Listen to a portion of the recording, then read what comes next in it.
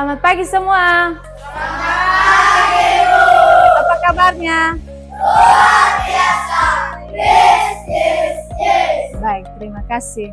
Baik, sebelum masuk kita pada materi kita pada hari ini, terlebih dahulu kita bernyanyi dan berdoa.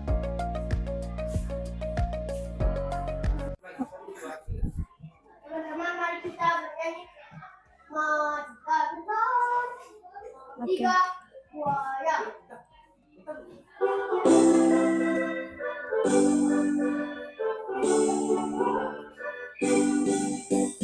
Maju tak gentar, bendera yang benar.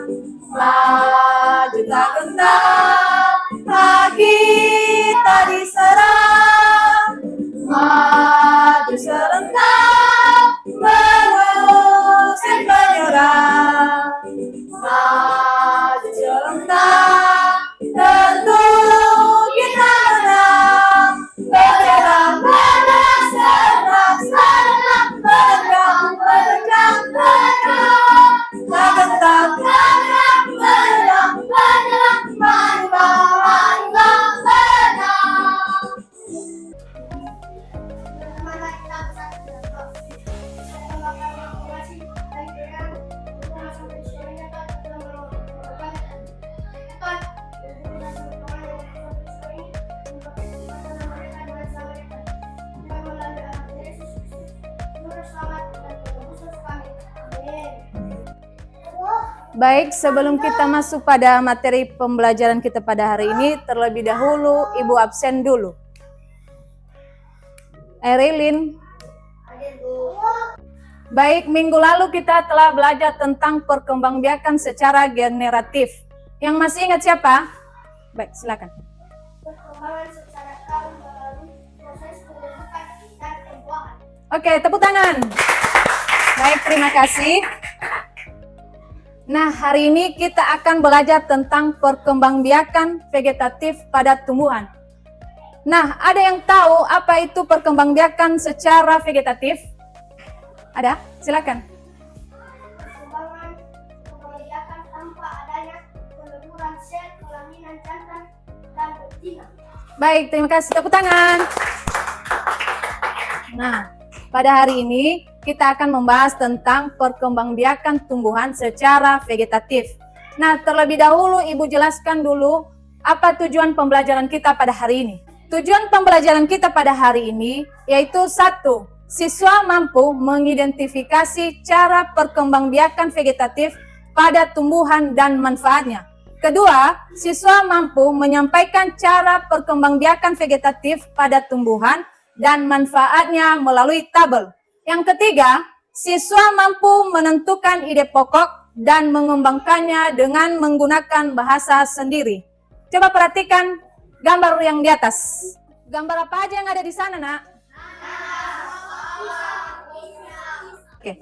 Perkembangbiakan secara vegetatif adalah cara tumbuhan berkembang biak secara aseksual atau tanpa perkawinan. Kalau minggu lalu secara perkawinan yang dibantu oleh angin dan serangga.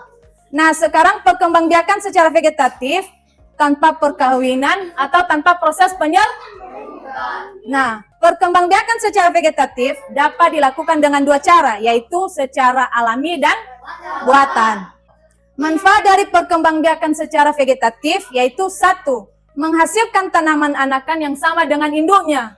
Yang kedua, prosesnya lebih cepat. Dan ketiga, mendapatkan jumlah anakan yang lebih banyak dalam waktu relatif singkat. Baik, ini contoh perkembangbiakan secara alami. Yang pertama adalah tunas. Yang berkembang biak secara vegetatif dengan tunas yaitu pohon pisang, pohon bambu, sukun, dan tebu. Ada yang tahu semua jenis tanaman ini? Tahu kan pohon pisang? Tahu. Pohon bambu? Tahu. Pohon sukun? Tahu. Dan apalagi pohon tebu. Yang kedua, umbi lapis. Itu contohnya bawang merah, bawang bombay, dan bunga tulip. Sekarang masuk kita pada perkembangbiakan vegetatif secara buatan. Perkembangbiakan secara vegetatif secara buatan ini yang dilakukan oleh manusia. Contohnya yang pertama adalah dengan cara mencangkok. Mencangkok ini adalah dengan merusak bagian batang agar tumbuh akar baru. Contohnya pada tumbuhan mangga, jeruk, dan jambu. Yang kedua, secara okulasi. Okulasi ini dilakukan dengan cara menempelkan potongan pucuk dari batang tanaman satu ke batang yang lain. Misalnya tumbuhan kakao, karet, mangga, kelengkeng, alpukat, jeruk nipis, dan bunga kamboja. Sudah. Berikut contoh perkembangbiakan tumbuhan secara vegetatif buatan dengan cara mencangkok. Misalnya pada pohon mangga. Pada pohon mangga ini terdapat dahan atau ranting.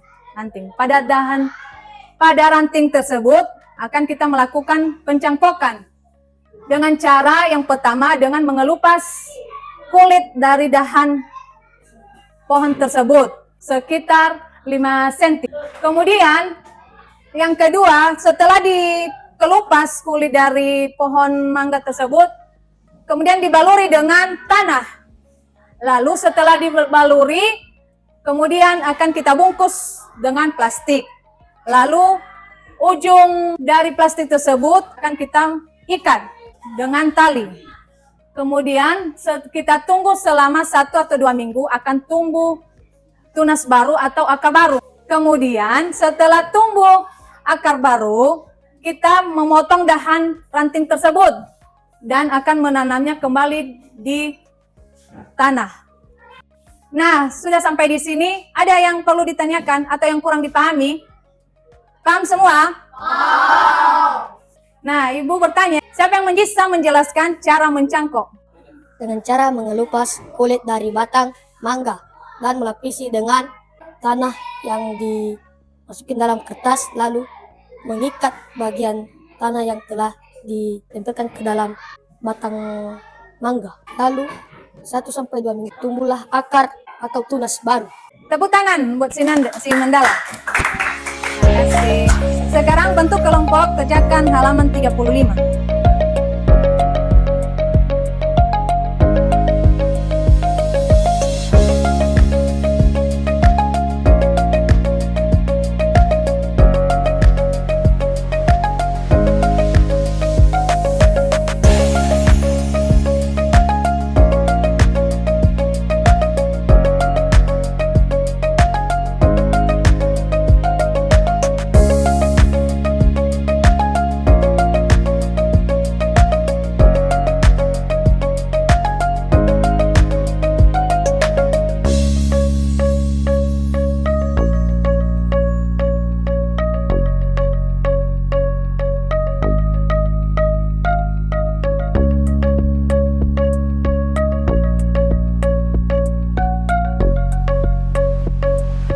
Baik, mari kita dengarkan hasil kelompok 2. Silakan.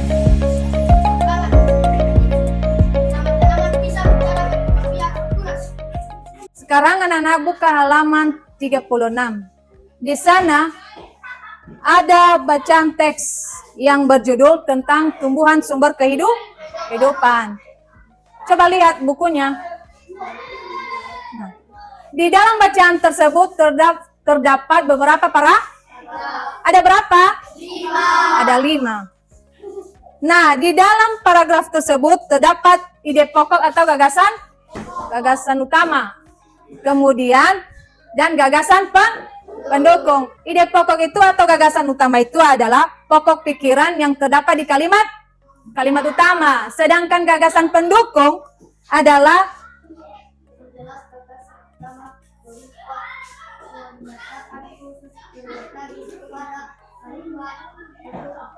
Oke, betul, terima kasih. Baik, sebelum kita mengerjakan LKPD, Ibu unjuk dulu salah satu yang bisa membaca teks. Indonesia adalah yang terdapat di dataran tinggi dan dataran rendah. Untuk refleksi, kita akan melakukan ice breaking. 2, 3, tepuk semangat.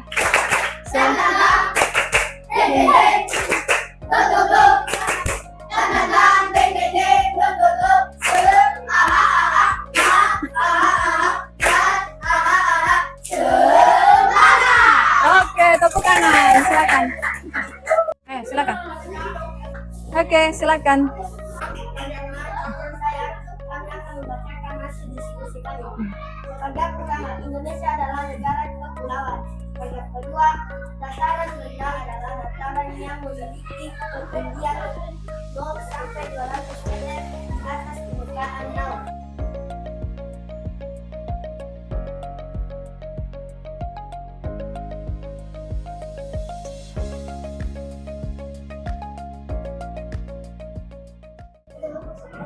Baik anak-anak, setelah kita mempelajari perkembangbiakan secara vegetatif, tentu kalian sudah tahu kan bagaimana cara perkembangbiakannya? Sudah? Sudah tahu kalian bagaimana cara menentukan ide pokok? Baik. Perkembangbiakan secara vegetatif bisa terjadi secara alami dan secara buatan. Kemudian, untuk menentukan gagasan utama pada teks bacaan, yaitu gagasan utama itu terletak pada kalimat utama. Baik anak-anak, minggu depan kita akan melanjutkan materi kita tentang negara-negara ASEAN. Ibu harap kalian sudah mengerti tentang pembelajaran 1 sampai pembelajaran yang keempat. Terima kasih.